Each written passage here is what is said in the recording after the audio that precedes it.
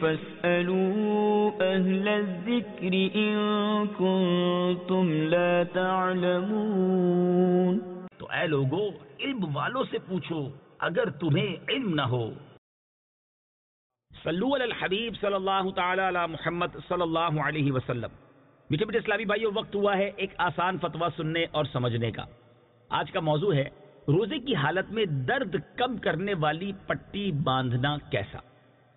سوال یہ ہے، کیا فرماتے علماء دین اس مسئلے کے بارے میں کہ میری والدہ بیمار ہیں، ان کو جب جسم میں درد ہوتا ہے تو علاج کے طور پر ان کی کلائی پر ایک پٹی باندھی جاتی ہے جس کی وجہ سے درد میں کمی ہو جاتی ہے.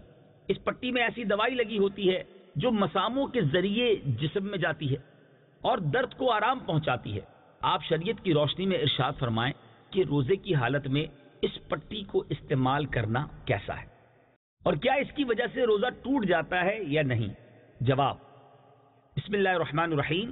سورت مسئولہ میں یعنی جو سورت پوچھی گئی ہے، یہ پٹی باندھنے کی وجہ سے روزے میں کوئی فرق نہیں پڑے گا.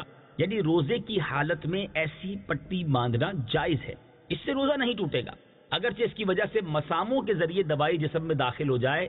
اس بارے میں ضابطہ یہ ہے کہ جماع اور اس کے ملحقات کے علاوہ کھانے پینے والی چیزوں میں روزے کو توڑنے والی صرف وہ دوا اور غذا ہے جو مسامات سے نہیں بلکہ کسی منفذ یا زخم سے دماغ یا پیٹ تک پہنچ جائے. اس لیے فقہا فرماتے ہیں کہ اس دوائی سے روزہ ٹوٹتا ہے جو کسی منفذ یا زخم سے معدے یا دماغ تک پہنچے. جو معدے یا دماغ تک منفذ یا زخم کے ذریعے نہ پہنچے اس سے روزہ نہیں ٹوٹتا. مزید شرح رہنمائی کے لیے ان نمبرز پر رابطہ فرمائیں. صلو علی الحبیب صلی اللہ تعالی علی محمد صلی اللہ علیہ وسلم. فاسألوا أهل الذكر إن كنتم لا تعلمون.